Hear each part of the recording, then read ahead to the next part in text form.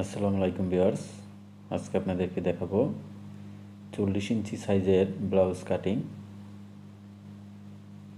তো এই জন্য দেখেন আমরা কাপড়টা ডাবল বাস দিয়ে নিলাম। এইভাবে ডাবল বাস দিয়ে নেবেন কাপড়টা।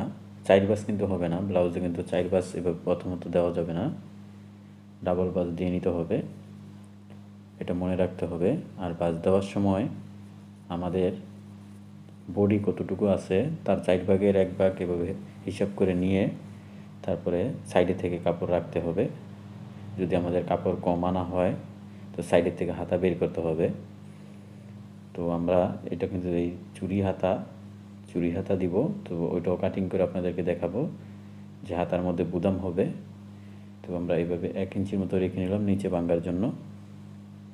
এখন আমাদের লম্বার মাপটা দিব। লম্বা হচ্ছে আমাদের 16.5, হাফ ইঞ্চি আমরা আরও এক্সট্রা ধরে নিলাম কাঁধে শিলার জন্য। তো এখন আমরা কাঁধের মাপটা দিব। আমাদের কাঁধের মাপ হচ্ছে 12 ইঞ্চি, 7 মোড়া নরমালাম 7।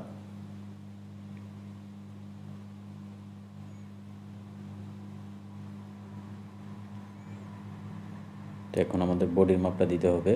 বডি হচ্ছে 40, 40-এর 4 ভাগের 1 ভাগ হচ্ছে 10। তো নিচে হচ্ছে আমাদের এটা 34 ইঞ্চি। তো আমাদের যে টিকিন হবে, টিকিনের জন্য আমরা 2 সাইডে 2 ইঞ্চি রেখে আমরা এটা 36 ইঞ্চি নিলাম।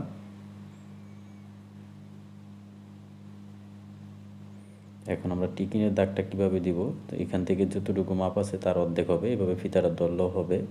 ধরে নিয়ে এখানে দাগ দিয়ে নিব। এটা হচ্ছে মাঝখানের টিকিনের দাগ, এটা পিছনের পাট, কিন্তু ব্লাউজ কিন্তু আগে পিছনের পাট কাটতে হয়। তো এখান থেকে আমরা 1.5 ইঞ্চি মতো এভাবে ধরে নিলাম, এভাবে রাউন্ড করে নিব। এটা হলো মোড়ার জন্য।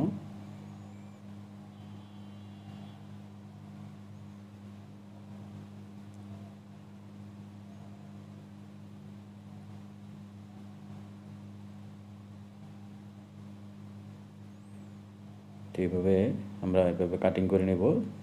তো এখন এক্সট্রা রেখে নিব আমরা সাইডে, যেন পরবর্তীতে বাড়াইতে হলে বাড়ানো যায়। এক্সট্রা রেখে নেবেন 1 ইঞ্চি 1.5 ইঞ্চির মতো।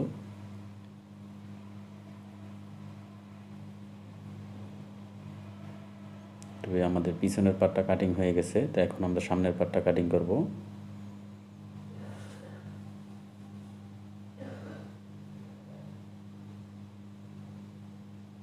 তো আমরা এই পাটটা এভাবে এটার সাথে এভাবে বসাবো। তো একটু বেশি রাখতে হবে, পিছনের পাটের থেকে কিন্তু সামনের পাটটা একটু বড় রাখতে হবে, কারণ আমাদের এই সাইডের যে টিকিনগুলো হবে, এই টিকিনগুলোর জন্য এটা উপরের দিকে একটু কিন্তু খেপে যাবে। সেজন্য আমি খুব সহজভাবে আপনাদেরকে বুঝাই দিচ্ছি যেন বুঝতে আপনাদের অসুবিধা না হয়। তো এই জন্য একটু বেশি রাখতে হবে, 1 ইঞ্চিরও কম, একটু বড় রাখতে হবে সামনের পাটটা পিছনের পাট থেকে।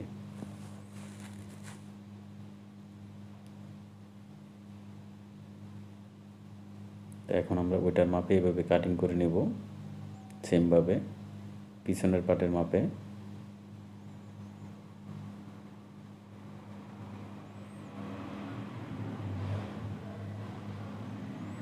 তো এখন আমরা পিছনের পাটটা সরাই নিব। সরাই নিয়ে এখন আমাদের টিকিনের দাগটি দিতে হবে। তো আমরা কাঁধে যে সেলাই হবে হাফ ইঞ্চি, কাঁধে যে আমাদের হাফ ইঞ্চি সেলাই হবে, তো আমরা কাঁধে হাফ ইঞ্চি সেলাই বাদ দিয়ে 9 ইঞ্চি ধরলাম। এখান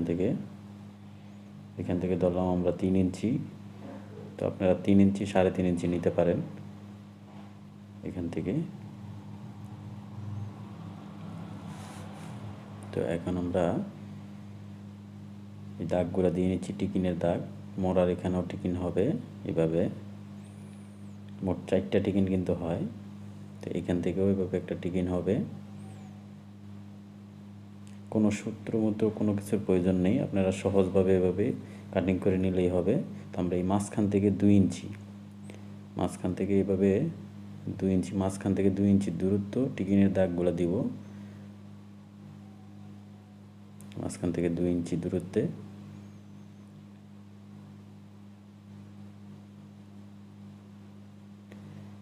দেখেন এভাবে মাঝখান থেকে 2 ইঞ্চি দূরত্বে টিকিনের দাগগুলো দিয়ে নেবেন। তো অপর পাড়েও কিন্তু সেমভাবে দাগ দিতে হবে, এভাবে এভাবে ধরে ধরে দাগ দিতে হবে। এভাবে দাগগুলো দিয়ে নেবেন অবশ্যই, যেন কম বেশি না হয়।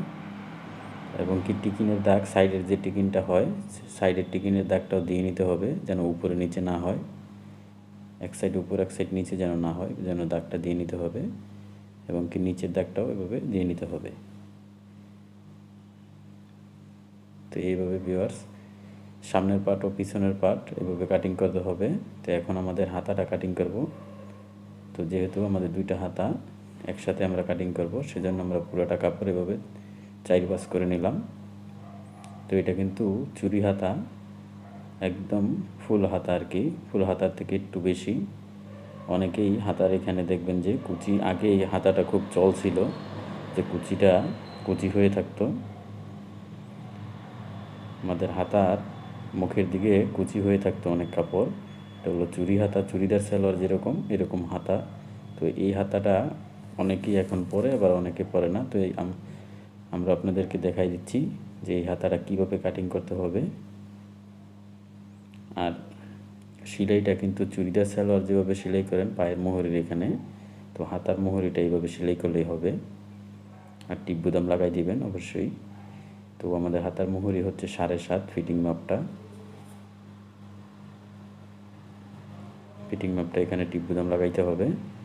এখানে 7.5। আমরা আমহোল কত নিব? আমহোল হচ্ছে 8 ইঞ্চি। তো এখান থেকে শেপ স্কেল দিয়ে শেপভাবে দাগ দিয়ে নিলাম।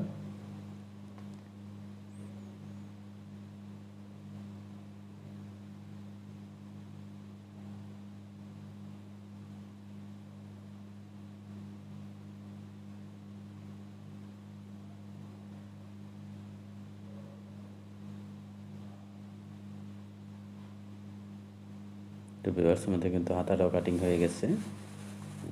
তো এইভাবে আপনারা ব্লাউজটা কাটিং করে নেবেন। 40 সাইজের অথবা যে কোনো সাইজের ব্লাউজ একই নিয়েও আপনারা কাটিং করতে পারবেন। তো গলাগুলো কিন্তু আমরা কাটি নাই, গলাগুলো কিন্তু আমরা এখন এইভাবে কাটবো না।